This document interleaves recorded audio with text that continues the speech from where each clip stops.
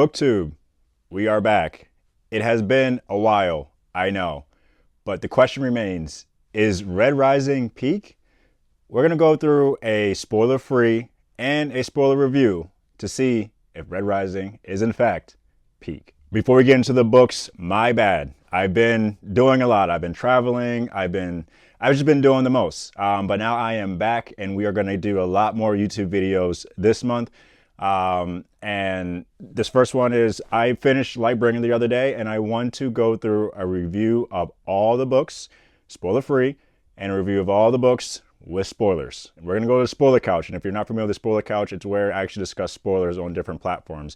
Speaking of different platforms, I'm on Instagram. I'm on TikTok. I post there a lot more because I can do that out and about. I can do that quickly. For YouTube, I have to sit down and do this, but I promise you there'll be a lot more YouTube videos this month here. So just for your sake here, the first part of this video will be no spoilers at all. Zero spoilers, so you can watch the entire first part of this video. You'll know when we go to the spoiler couch, and even if you only read, let's say, the first Red Rising, or you read Golden Sun or Morningstar, you can stop the video at any point after the book that you've read, if you've read up to a certain point. We're going to go all the way to Lightbringer. If you're not familiar with Red Rising, it is a epic sci-fi that I know a lot of you've read and a lot of you have been screaming at me to finish. It took me a year to get caught up to book 6, which is Lightbringer. I'm going to go through my reviews. I'm going to go through what I rate these stories. And we are going to go from there. So with that said, is Red Rising peak? Let's start with the first book, Red Rising. All right, so let's go into the first book, Red Rising. So the first book, Red Rising, first off, it's a sci-fi space opera. You know, think like Star Trek. Think like, I don't know, Stargate SG-1. Think of like some of those books, some of those movies, some of those TV shows there. And in this one, you follow a main character who's in the lower class of the society. And first off, he's in this lower class society, and what he's kind of tasked with, or what his people are tasked with, called the Reds, they are tasked with making sure the above ground is livable from there. And without going too far into spoilers, there is a Golds, so people called Golds, they actually are the oppressors of these Reds. Not go too far into spoilers, but just know that at some point, Daryl goes through an unimaginable tragedy, which kind of fuels and like spearheads him trying to figure out how to end up getting into this upper society. So he has to infiltrate, the upper society from there. And with that comes a lot of different things. You get some academia. So he actually ends up infiltrating, going to like schooling. It's actually a really decent and really good introduction to, the world of Red Rising. Again, this is spoiler free, but I'm just going to keep it at that from there. I really enjoyed this one. I thought it was a really good introduction to this story. I thought it was a really good introduction to Daryl, and this is first person point of view. So I really thought it started off great. However, like I said, I read this back in January of last year. I didn't think it actually lived up to the hype that everybody was giving it. So I actually ended up giving this a 4 out of 5. It just at times felt a little disjointed, but again, it was his first novel, if I'm not mistaken there. And I was like, yeah, it's good. It's good. But like, is this something that I want to continue here? Is this something that I want to keep going with? The characters were great. I think as the story progressed, I got a little bit more into the world. I got a little bit more into the characters. But at the end of it, I'm like, all right, it's good enough for me to continue this series. Good enough for me to continue the series. And spoiler alert, like, that I am all the way 6 books in, so something must have changed. But Red Rising itself, the first book, I still think it's a great introduction. But I do think that could have been better. But again, sometimes that first book just sets it up for the rest of the series there. So Red Rising, gave it a 4 out of 5. Great story for sure. And then we get to Golden Sun, and this is where I lock in. Totally lock in. So Golden Sun is like a few years after Red Rising. And after Red Rising, again, I don't want to spoil what Red Rising was and how the story ended up being, but just know it's a few years after. The stakes are so much higher now because he is, again, 2 years older. He is going through a lot of different things from that perspective there. This is where I think not only Daryl shines, but I also think this is where some of the characters in book one really come to head, like a Severo, like a Mustang, even a Cassius. This is where it really kind of sets the stage for the rest of the series in terms of brutality. Red Rising, the first book, I thought, it set the stage pretty well for like what you're going to see. I think Golden Sun itself is what's going to really draw you in. There are moments in this story where your jaw is going to be on the floor. On the floor. And you're going to be like, I understand why Red Rising was Red Rising. Because at times, again, there's a lull. With Golden Sun, is all gas. All gas. There's a scene in the middle of it where you're going to be like, okay, this has to be the pinnacle. Like, we're just going to ride it out to the end. And then you get to the end of the story. If you've read this, you know how it ends. But if you haven't read it, and you're reading Red Rising, the first book, and you're like unsure whether to continue the series, just get through Red Rising, get to Golden Sun, and call me when you're finished. Because my goodness, insane. So for Golden Sun, 5 stars. The easiest 5 stars that I've given last year. Like, easy. Like, as soon as I finished it, I'm like 5 stars. And I picked up Morningstar immediately, which is the third book, which I'm going to next. But Golden Sun, stakes are higher. It's a huge improvement from Red Rising itself, the first book. And it's what's going to suck you into this story. Again, a lot of betrayal, different events that you're going to have you jaw on the floor. Some people even end up crying in Golden Sun from what I've heard from people. So 5 out of 5 is what's going to keep you locked into the story and to keep going. So then I go on to Morningstar, and in my mind, I'm like, there's just no way you're going to get better than Golden Sun in this series. Like, the way Golden Sun ended, I was like, I don't know how he's going to make this story go on any farther. Like, what is there more to do? Like, it seems hopeless. It seems hopeless. And then I get to Morningstar, and I'm like, this is going to be like a 4.5 out of 5. There's no way this is going to be better than Golden Sun. Before we go into my spoiler-free review, this was like a 5.2 out of 5. And at the time, my favorite book in the series.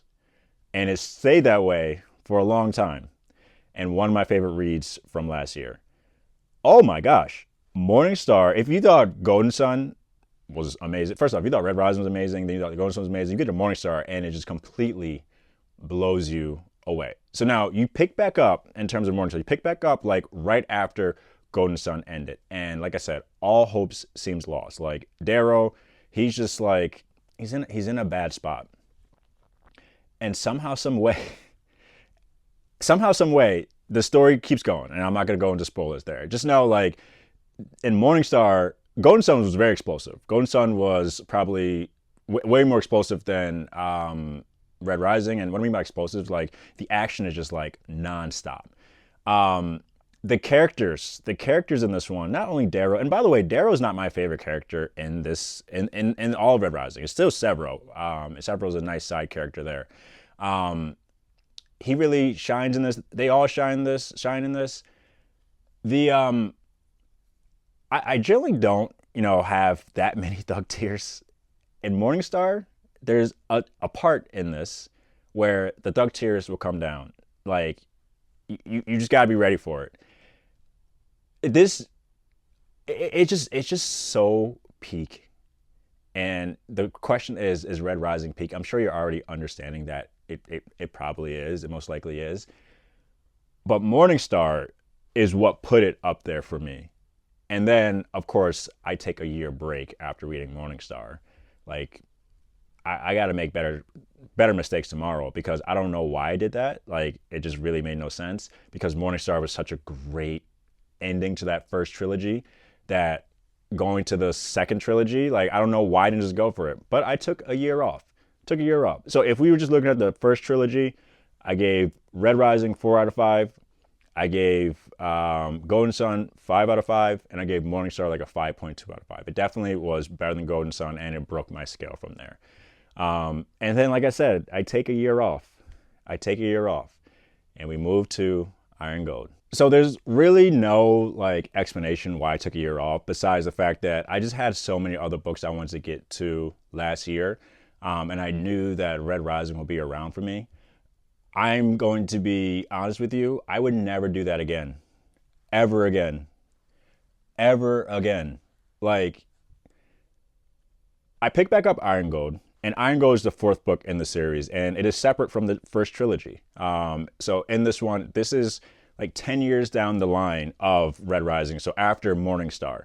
And as you can tell, 10 years down the road, like, things happen, dynamics happen, families happen, and you follow Darrow as he's 10 years older.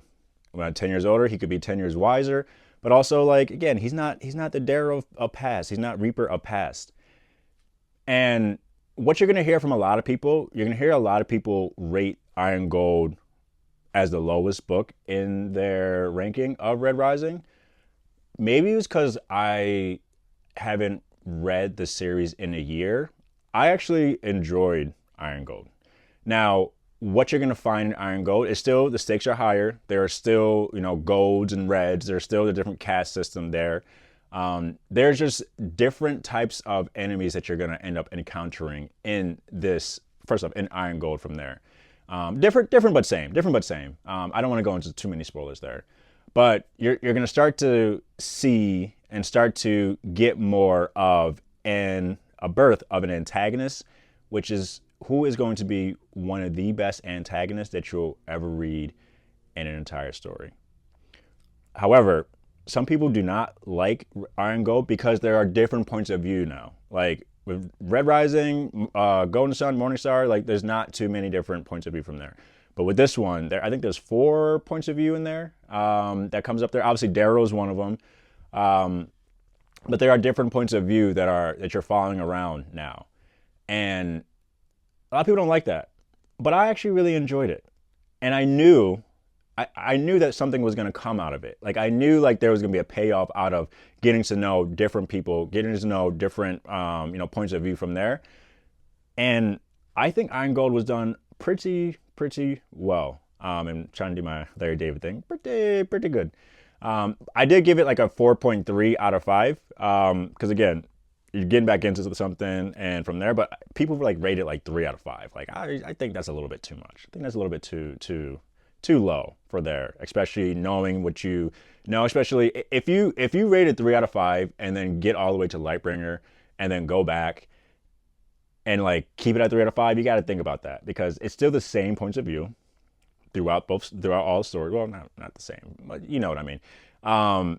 That you have to go back and appreciate Iron Gold for what it is because it just sets you up so well. So 4.3 out of 5, Iron Gold, the 4th book in the series, insane. So one of my goals this year is to make sure I finish series in a timely manner. So I picked up Dark Age pretty soon after Iron Gold. And Iron Gold ended pretty well for me to know that, okay, this series can keep going. Oh, okay, let me just take a deep breath for a second because Dark Age is one of the most brutal books that you're going to read. And when I mean brutal, I mean brutal. And Dark Age is one of the first stories that you're going to kind of encounter where there are some main characters in this story that are always together. In Dark Age, they're not. And I'm like, how are we going to pull this off? And it was pulled off so well. So Dark Age picks up right after Iron Gold, and you are following Darrow as he is trying to, I guess you want to say, save his family in his way. And his way is not to go to his family. His way is to continue this war that they've been fighting for so long. He just wants to finish this war. He just wants this war to be done so he can go home to his family. And throughout this story of Dark Age, it's like, he's like, did I make the right decision? Did I make the right decision? Did I make the right decision? I go to this plan. I go to that plan. I do this. I do that. And you just really feel for the guy. Other characters do show up in this book to where it's like, again, Darrow is not my favorite character in this series. He's just not. But like, he really shines in this one. But there's again, no, this is no spoilers. There are some moments in there in Dark Age where you're gonna read it and you're gonna be shocked. You're just gonna be shocked. Like, I'm literally getting goosebumps right now at the part I'm thinking about. And if you know, you know. We'll talk about it on the spoiler couch. I didn't sleep that night when I read that certain part in that story. And like, again, like, you read for whatever, like shock factor, whatever like that. So like, it's not like say it was a bad moment for me. It was just like, oh my gosh, the writing is beautiful, but like this part, I need a beat. I need a beat. Dark Age was 5 out of 5. 5 out of 5. Ended so well that I just knew Lightbringer had Lightbringer just had to be perfect. Like, it just had to be perfect. Was Lightbringer perfect though? Let's see. So Dark Age, 5 out of 5, ended spectacularly. And I'm going to Lightbringer. And by the way, I'm getting all your comments, all your DMs saying, "Oh, you thought Dark Age was great. I bet you think Lightbringer is like 10 times better." I'm like, okay, like you're hyping me up now. And whenever people hype me up, I try to temper my expectations. Lightbringer, best sci-fi book of all time. The best sci-fi book of all time. A 6 out of 5. I repeat, a 6 out of 5. Oh my gosh. Remember when I told you about the antagonist in Iron Gold and the reason why I really enjoyed the different points of view? You get to Lightbringer and the antagonist is like on he who must not be named level times infinity. I think the antagonist in Red Rising, or in the second half of Red Rising, I would say, is probably one of the best antagonists that you'll read. And y'all know I'm character first. It doesn't have to be the main character who I gel with. Like I said, Several is my favorite character in the story. But this character, and I don't want to say the character's name. I'm sure people are going to say the character's name. I'm not going to say it because I think it would be a nice surprise for somebody who hasn't read, at least up to that point, to know like, oh, okay, this person is like now probably the bane of everybody's existence. First off, betrayal on like 1,000 when it comes to this, but oh, I'm getting goosebumps because there is a character in this that you're gonna grow to hate, to love from book 1 all the way up to here. Hate to love, love to hate.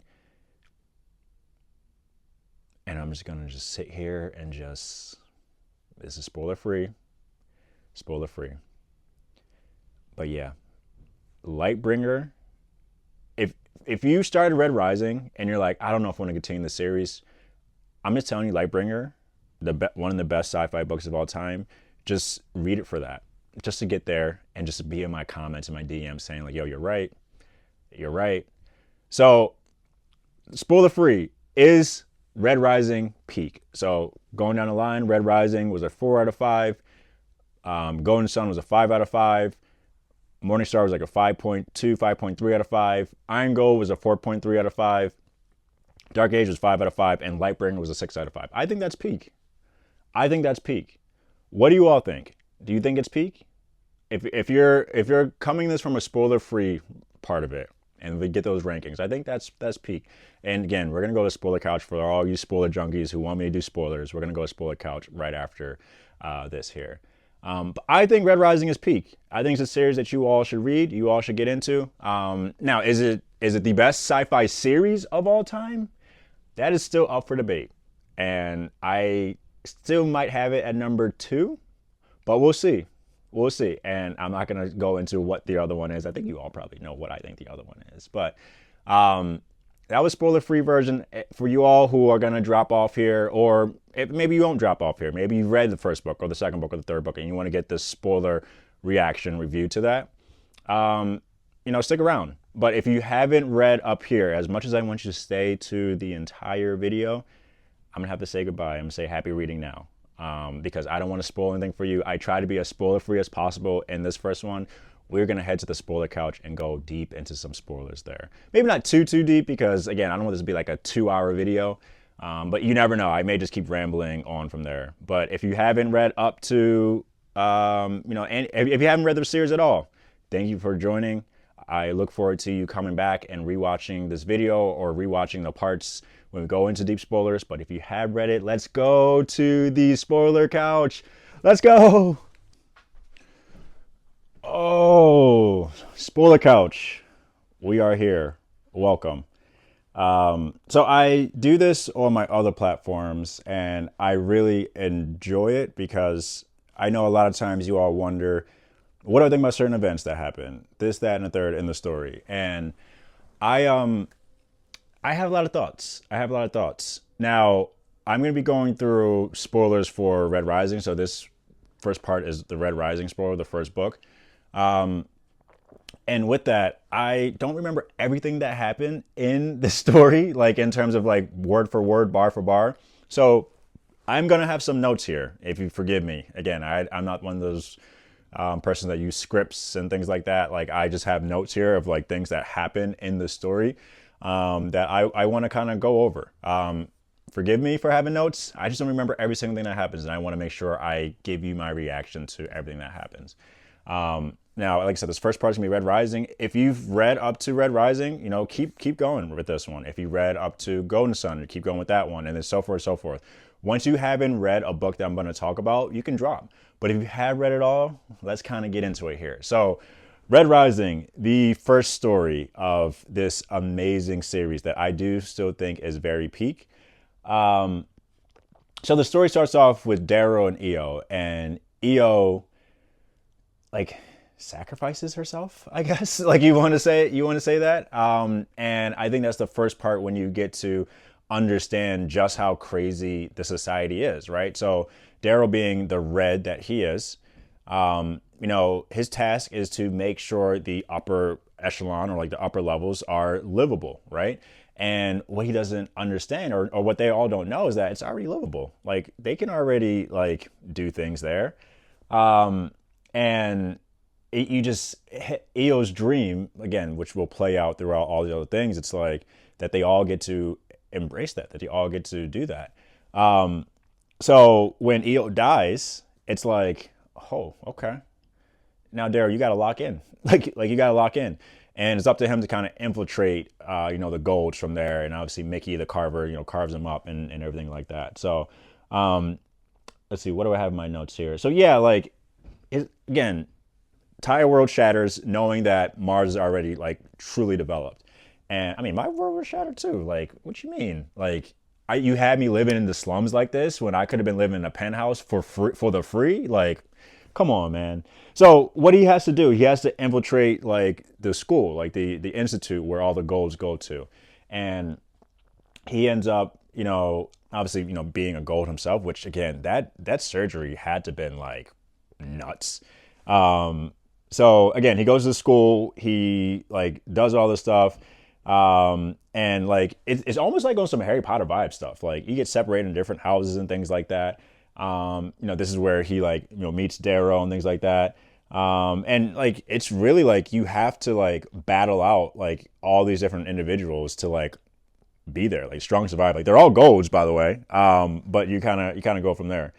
I think some moments that I want to talk about here, and again, I'm not going to go through the entire story, but I'll talk about some moments here. So this is where we get introduced to Cassius. And again, if I'm saying the name wrong, please don't kill me for it. But again, this is where we get introduced to Cassius and Darrow's relationship. And in this moment, or in this story, if I remember correctly, that Darrow actually has to. So you have to, if I remember correctly, you have to like kill somebody to like get a scar, I think, or like do something like that, if I'm remembering that correctly. So Darrow ends up killing Julian, and Julian is Cassius's brother. And I know that was rough for Cassius. And it leads to obviously their duel. And they kind of go from there, and they go from like best friends, and like that was literally like his best friend. And I mean, I know how you feel, man. Literally his best friend, and now like they're sworn enemies. Now we also understand who Mustang is. Mustang, obviously, again, I'm not going to go into spoilers of the later books, but Mustang is the daughter of the Arch-Governor. We learned that. But like what really I think saved this book to being a 4 out of 5 instead of like a 3 out of 5 for me was Severo. Like I said in the spoiler free, Severo is one of my favorite characters, not only in Red Rising, but of all time. And him and the Howlers in this story, chef's kiss. Like literally made this story here. And then obviously we know that Daryl rises after this, and I think that was, I mean, it was good, right? It was good. It was a great 4-star book. What else do I have in my notes here? Yeah, it was a great 4-star book, I would say. And it really got me loaded into, all right, I do want to continue the series, but I'm cautious about continuing the series because, like, if I get another 4-star, like, in this series, like a plain 4-star, I don't know if I would keep continuing after Golden Sun. But again, if you haven't read up to Golden Sun, this is where you should drop, and where I will see you later when you come back to Golden Sun. But then we're going to move on to Golden Sun right now. All right, so on to Golden Sun, which, like I said in my spoiler-free review or whatever like that, that I think is really where this series starts to take off. I think if Golden Sun was like the first book, this could arguably be the best sci-fi series of all time. But I also like the fact that you go into Golden Sun like, all right, like this is good, but like how good can it get? It gets Golden Sun gets really, really good. Some things that happens in Golden Sun. First off, like this is where like Severo and the Howlers in Red Rising, the first book, again, that was great. Like kind of how they came together and banded, and the introduction, the origin of them. I think in Golden Sun they actually really shine a little bit more, if that's even possible. And this is again like Severo is just my favorite character. Like he's first off, he's just brutal. But we also understand that Severo is a part of this this organization called the Son of Ares, and his dad is like the leader of it. Of course, like why wouldn't he be? So that happens. Darrow and Mustang, Darrow and the Jackal. Obviously, the Jackal is Mustang's brother. They try to like form some type of alliance to kind of go against, Golds and things like that. And like, first off, I thought that was an awful decision by Darrow in the first place because the Jackal is like insane. I mean, first off, his name is the Jackal. Insane. I could have saw that coming that he was gonna get betrayed. Like, come on now, Darrow, really? I could have saw that coming, but I thought he was a nice touch to the story. And then, like I said, as the story goes along, well, first off, the beginning of the story, I'm like, all right, this is so much better than Red Rising. Like, it's not even funny. Like, the characters just really showed out in this story for me. And I'm like, all right, you get different scenes that happen, and you're like, all right, where is this story going? Like, where's the story going? Like, obviously, you get the dinner scene, but then we get to, like, close to the end, and it seems like everything is just, like, going well. Like, all right, like, this is going way too well here. And then comes the Jackal, and then comes other betrayers like freaking Roki, however you want to say his name. Like, that's when I'm like, all right, this is crazy. Then obviously the Son of Ares, or Fitchner, I would say, I don't remind myself of his name, Severo's dad, him dying in that brutal way, and just the betrayal of those last few pages of that story, I picked up Morningstar immediately. Like I said, this was the easiest 5 stars I've given, just because maybe because I don't know if the author from the first book was just like, you know what, I'm gonna lull y'all to sleep. So the next book, I'm gonna just wake you up, because I was awoken for that.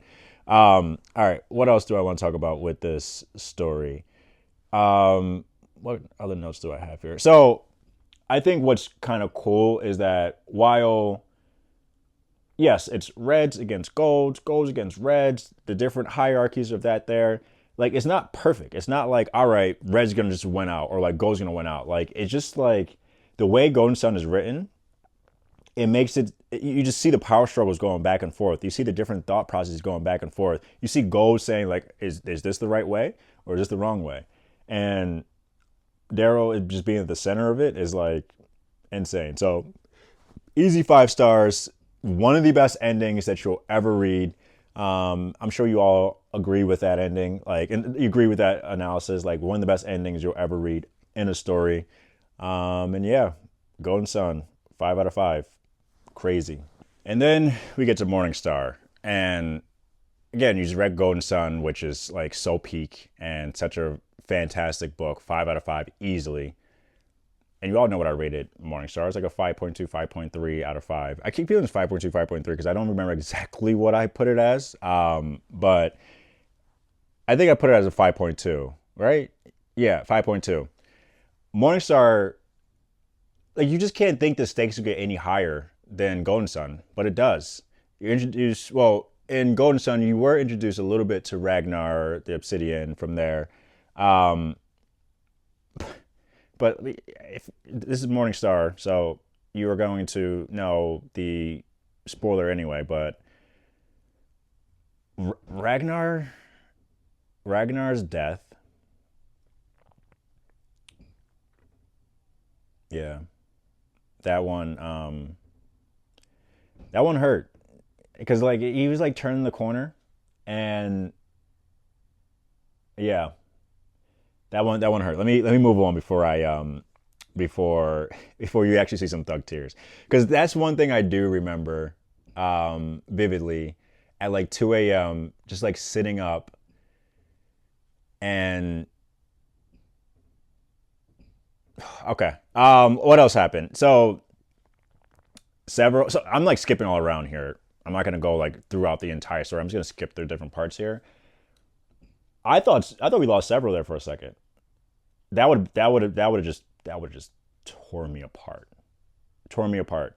But him faking his death in that scene was absolutely amazing. Darrow kind of outmaneuvering the Jackal. Thought that was masterclass. Um, Morningstar just had every single thing involved with it. Am I missing anything? Oh, okay, yeah. So I think, because again, this is the first part of the series is really the trilogy. Like, you could technically like read this and like not go on.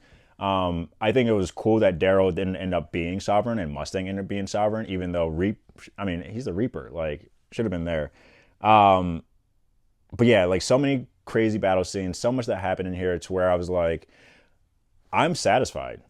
And I'm sitting there like, I'm satisfied. And maybe that's one of the reasons why I was like, let me just take a year off before I read. Well, first off, I didn't plan to take a year off. I planned to pick it back up at some point during 2024. I just didn't. Like, and it happens.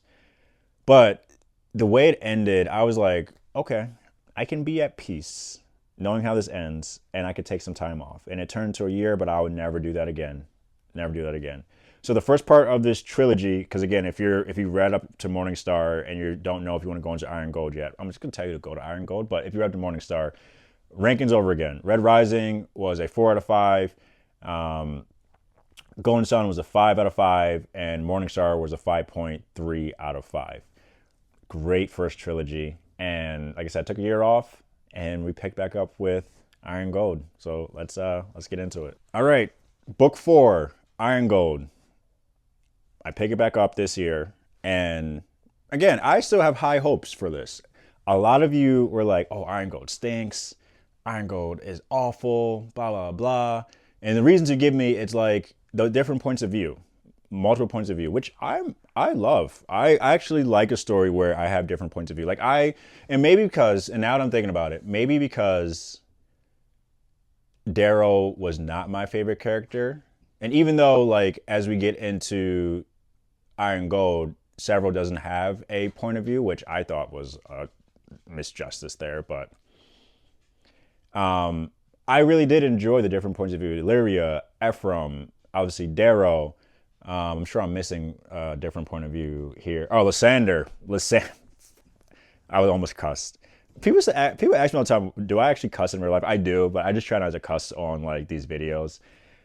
If I cuss because of Lysander, it's because I need to, because that guy is the worst. But those are the points of view that we end up stumbling upon as we go through this story. So in Iron Gold, it is like a decade, I think exactly a decade after the events of Morningstar. Again, revolution happened. You know, golds and reds and all colors are like kind of in like this symbiotic relationship. And 10 years down the road, so now Darrow has a family. Darrow has a son. Severo has daughters. I forgot how many daughters Severo has, but he has a good amount of daughters. And like we pick that back up, and like he ends up like Darrow's like just very war focused, and again he's Reaper, so like he ends up like trying to saying, you know what, I'm just gonna do what I want to do. Like I think we still need to continue this war, and he's gonna go after the Ash Lord himself. Again, which is whatever there. So Cassius, who is in exile, he's with Lysander because at the end of, I forgot which book it was, Lysander doesn't get killed by Darrow or Severo, gets let off. Probably the worst mistake. The worst mistake that I'm sure Darrow has. And Severo don't really make that many mistakes. Bad, pretty bad mistake. Lysander and Cassius are really just really just like together and trying to figure out, you know, their state in the universe. The other point of view is Ephraim, who is like, how do I describe it? He's like the master of all like heists, and he is like this guy who like is like I think he was like a soldier, and now he's like this type of thief. And I can see how people didn't really enjoy his point of view. I actually enjoyed it. You get Lyria, who is a red. Her story starts off, I mean, you can kind of low-key say similar to Darrow. I mean, the story starts off brutal with her and like seeing her whole family just get like massacred. And obviously she still keeps, I think it's her nephew. But yeah, so Darrow is just very reckless. And he just so single focused, single mind focused, from there. And I don't know, like, and this is also why he's not my favorite character, because like, dude, what are you doing? And you'll see that as we progress through the books there. What else happened? Lysander. So Lysander and Cassius, they end up going to like the different goals or high goals. I didn't jot down what they were called or whatever like that. But they end up going there, and Cassius ends up dueling with so many people, first and foremost. And he first off, like, this is gonna come again, but like, I love it when he goes, my name is Cash Bologna, Cassius Bologna, blah blah blah blah blah blah, and his honor remains. Like, he said that over and over again as he's defeating like these different goals there, and then he's sent to then he ends up getting killed in this story, I would say. And because Lysander like betrays him, and this ends up turning into Lysander being like the premier villain. I hate that guy. Hate that guy. So Ephraim ends up actually going to Ephraim. We'll go more into Lysander as we go on.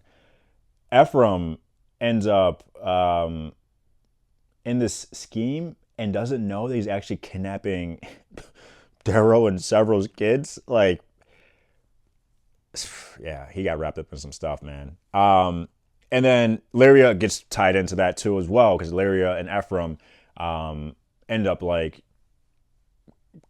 cooperating on this. Like, well, Ephraim knew because Ephraim kind of set Lyria up, but Lyria didn't know. I don't know, I'm all over the place because like my notes are all over the place. I'm like looking at it, they're like all over the place. But so the story ends where Darrow actually figures out where he's going, and where he's going is not what he thinks it is. Like, it's not like the Ash Lord is like this all-powerful being. The Ash Lord is actually like a shell of himself. And I don't want to, I can talk all day about this in terms of that scene, in terms of, what's the guy's name? I forgot the other guy's name. The very weird gold. Apollonius. Guy is just a creep. But yeah, so the book ends where they find out like their kids are kidnapped and things like that, and Severo ends up wanting to go home. Darrow's like, I need to just finish this war. I just need to finish this war. I just need to finish this war. Then we move on to Dark Age. Moving Dark Age. So I thought this was a 4.3 out of 5. I did not get the hate for it. I thought the points of view was done perfectly. And then we move to Dark Age. All right. So Iron Gold, I thought was a great story. And then we get to Dark Age. And it was dark. All right, how are we going to start this? So the story kind of starts off or kind of progresses to Iron Rain led by none other than Lysander. That, again, I don't want to cuss on this channel, but I'm going to go really close to cussing when I talk about Lysander, who I still think is probably one of the most perfect antagonists in any story that you're going to read. Starts with his Iron Rain on Mercury, where Darrow is at, and one of my favorite parts, Darrow meets some light resistance. And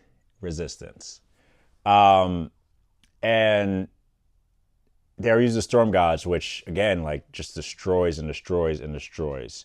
All right, what else happened in this? Using my notes. What else happens? Heliopolis. I probably didn't say that right. Won, but besieged. This is where we get introduced to the ever annoying and the worst Volsung Fa. The Day of the Red Doves with Mustang and the Senators and that betrayal, and then Mustang gets abducted by the Abomination. We know who the Abomination is. And then, again, a lot of this stuff happens. There's a lot more happening. I'm not going to go through the entire story, but at these moments, I'm like, all right, this is crazy. And then we get to brutal moments back to back. And we'll start with when Victra, because this moment had me like up for a while. When Victra and the Red Hands, that moment. And Victra had her baby or son, her and Severo's only son. And they pinned that baby on that tree. Pierce Brown, you are one. I'm not going to cuss on this channel. That one hurt. Just from Lyria's point of view, that one hurt. And then Victra. Again, Victra is like this. When I think of Victra, she's like one of my favorite characters, by the way. She's brutal, but like, even the fact that her and Severo are a thing, like that's beautiful. But their only son pinned to a tree. I put the book down for I think it was like a day before I picked it back up. I mean, they got their revenge on the Red Hands at that point, but like, just what, like, at what cost? And then we have this moment too. Ephraim and Sephi. Like, Ephraim he's a character that, again, like, you love to hate to love, but like, I was getting to the part where I was like loving him because, like, again, he was trying to help people out, and just the brutality and like him reading it from his scene too, like from his point of view of him just getting his heart ripped out by Volsung Fa. Sephi too, like, and then we find out that Volga is whatchamacallit's daughter, Ragnar's daughter, which awesome, but like, come on now, like. So that happens, and Dark Age was just so dark for me, like super dark, 5-star dark, 5 out of 5-star dark, but just some of the darkest things you'll read. But it's set up, I think Dark Age, being as brutal as it is, set up for a masterful 6th book in being Lightbringer. And before we move on to Lightbringer, Dark Age, and I probably relate this to Kingdoms of Death. I still think Kingdoms of Death was more brutal, but Dark Age was just insane. but it was a good setup for our antagonists because obviously I forgot to mention Daryl and Lysander's scene. You know, them on like what was it, like the horses or whatever like that. Like that was incredible. That was powerful. But it's like Daryl kind of lost that one. Lost his sword. Like so, Dark Age was as close to perfect as possible. And now I'm going to Lightbringer like, how much better can this get? But it got better. Oh, it got a whole lot better. And then we get to Lightbringer, which, if you've stayed this far in this video, you know is my favorite sci-fi book of all time. At this point, like utter perfection. Utter perfection. Like, where do I start? I think I start here. This is where I'm going to actually cuss and say, Lysander, you are. I don't even want to cuss. You know what I want to say about Lysander. He is the worst mother on the planet. First off, he's also perfect as an antagonist, but he's the worst person to ever exist in any universe. And I think that's what makes this book so special. So how Lightbringer starts is Severo and, well, I don't want to say start, like how it ends up being. So Cassius and the way Dark Age ended, Cassius and Darrow, they're together. Cassius rescues Darrow from Mercury, which I probably should have said in my Dark Age thing, but it's fine. I'll say it here. And now they're out in space, and they want to go. They just want to go home. And they get wind that Severo has been captured by that grimy, weird Apollonius, and Severo escapes Apollonius, ends up being with Darrow and Cassius, and Cassius ends up. They all end up together. Sorry, they all end up together, and they just want to go home. They just want to go to Mars. And Mustang is like, but babe, I need you to do one more thing for me. Just do one thing for me. And just go out. I forgot who the specific characters are. Who was it again? Is it Quicksilver or something like that? I think I'm saying that right.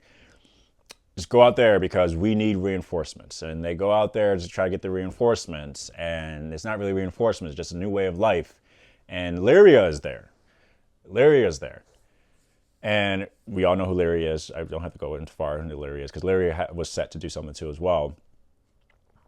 Lyria ends up being a stowaway on Cassius and Severo's and Darrow's ship.